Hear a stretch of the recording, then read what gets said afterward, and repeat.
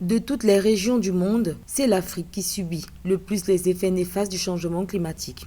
Qu'il s'agisse de vagues de chaleur plus fréquentes et plus longues, de sécheresses, d'inondations ou de cyclones, ces phénomènes affectent des millions d'Africains et menacent leurs moyens de subsistance. Dans le cadre du G20, l'Union africaine, par l'intermédiaire du Parlement panafricain, réitère son engagement à lutter contre les émissions de gaz à effet de serre.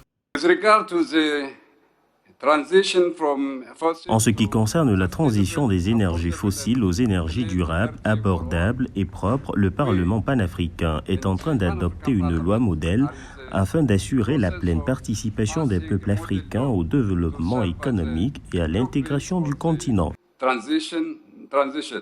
Selon le Parlement panafricain, l'Afrique a besoin d'une loi modèle sur le changement climatique. Cette loi, qui servira de modèle pour la transition, devra répondre à un certain nombre de questions, dont le moyen d'accélérer la transition énergétique sans perturber les différentes économies, ainsi que les voies pour tirer parti de l'abondance et de la compétitivité des énergies renouvelables. Il sera question de réfléchir sur le développement des marchés régionaux africains pour tirer parti des énergies renouvelables et la répartition équitable des ressources énergétiques pour parvenir à un accès universel.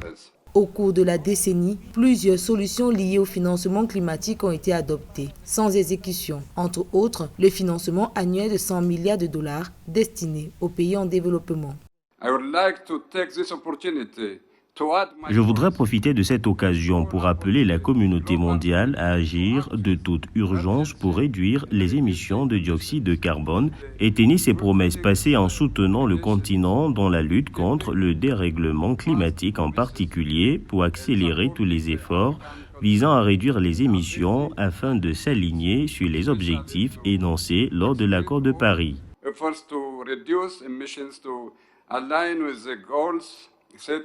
En 2022, le rapport sur l'état du climat en Afrique indique que 110 millions de personnes ont été directement touchées par les aléas météorologiques. Ils ont plus de répercussions en Afrique, non seulement parce que de nombreux pays sont situés dans les zones les plus chaudes de la planète, comme le Kenya ou le Soudan, mais aussi en raison des conflits qui les affectent, de leur dépendance à l'agriculture pluviale et d'une capacité plus faible à gérer les risques.